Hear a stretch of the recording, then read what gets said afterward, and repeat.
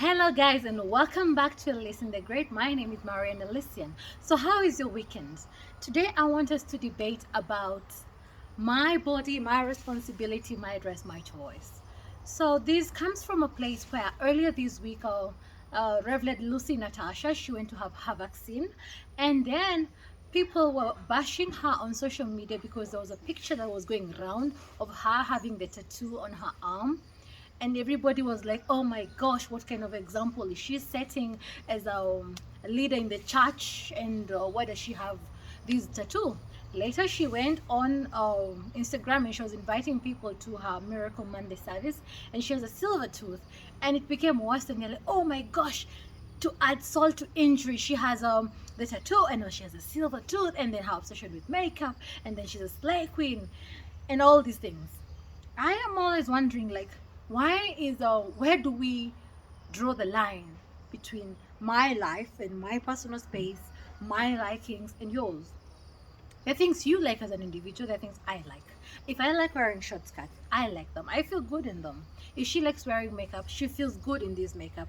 So why do we find it okay to use social media as a place to crucify people for their preferences and choices?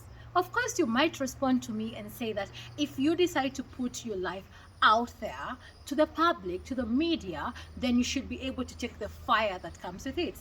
But at the same time, I'm thinking, like, Kenyans especially, we are using social media in such a negative way to show our insecurities, to show our low self-esteem, and instead of using it as a place where we can make money, where we can elevate each other, where we can come for a breath of fresh air, we are using social media to actually enhance the issue of mental health. People are having a lot of depression, suicidal thoughts, actual suicide are happening, people killing each other. The other day there was this guy who killed his wife, who shot his wife and also shot himself. There are all these things that are sparked somehow by social media and our relationship with each other on social media. My question is, why can't we use social media as a place to elevate each other, to grow each other, to encourage each other, to build each other? So Lucy Natasha got, of course, emotional about the whole issue, and she responded to it. No, at first, Ezekiel Mutua went to her defense and was like, girl, do you, because anyway, whether you're doing good or bad, people will talk, which is the truth. They'll talk. When you're giving your heart on a silver platter, they'll talk and be like, that heart might be too small. And when you're bashing them, saying, my heart, I will protect it with my life, they'll talk and say you're the worst because you can't give your heart. No matter what you do, people seem to constantly have an opinion, and this opinion is not always the right thing about you. I have been, I say that I'm going to be using this channel to motivate others based on the stories of my life. I have had people bash me and push me to a curve of low self-esteem on my body. So seemingly before I got my baby, I had this very nice figure eight, flat tummy, everything in its proper place, and it was perfect and I was happy. I remember the first time I got a stretch mark, I was like 6 months pregnant, and then I woke up one day, I had a line on my tummy, and I was like, what the hell is this? And then I asked my baby daddy, and he said, oh, that's a stretch mark. Later they came as a team, and it became a thing. I got my baby via CS, and after the CS, your body doesn't, okay, different bodies react differently to pregnancy and childbirth and everything.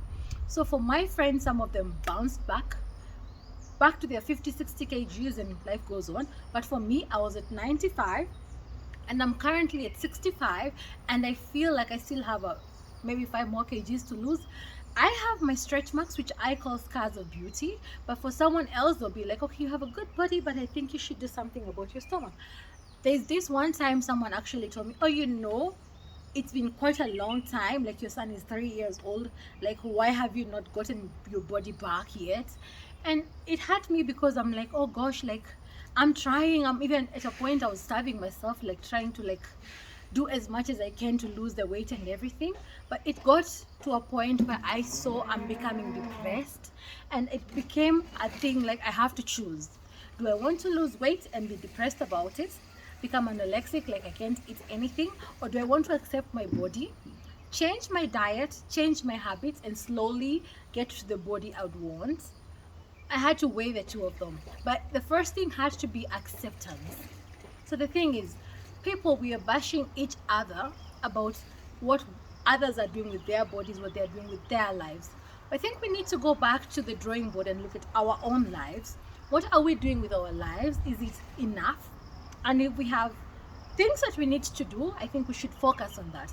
And if we see that other people have some shortcomings of sorts, my elder sister says there's always a kind way of saying something. There's always a kinder way of saying something. We really did not have to bash our Rev Lucy Natasha because of her silver tooth and her makeup and her tattoo. We really didn't have to bash her. If we feel like these things are not in accordance to how we expect her to be a pastor, like how she should be carrying herself, we have the window of course addressing her and telling her, oh, this is not how we find it, and then she'll come back to us and tell us, as an individual, my tattoo, my makeup, my silver tooth, my dressing up make me feel good, and this is the person I am. I find like sometimes we want to conform people to be mini versions of ourselves.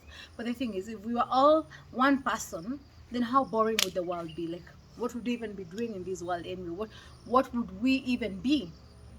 Anyway, that is the debate. Like, do you really think the bash that our Rev Lucy Natasha got on social media was warranted for? Or was there a kinder and better way of looking at the whole issue? And are we perfect enough to go looking for mistakes and imperfections in others? Or are we imperfect ourselves and supposed to also accept the imperfections in others and the difference? Anyway, that's me, Listen the Great. Until next time, comment, like, subscribe, and share. And I'd like to hear your opinions on the topic. Bye bye.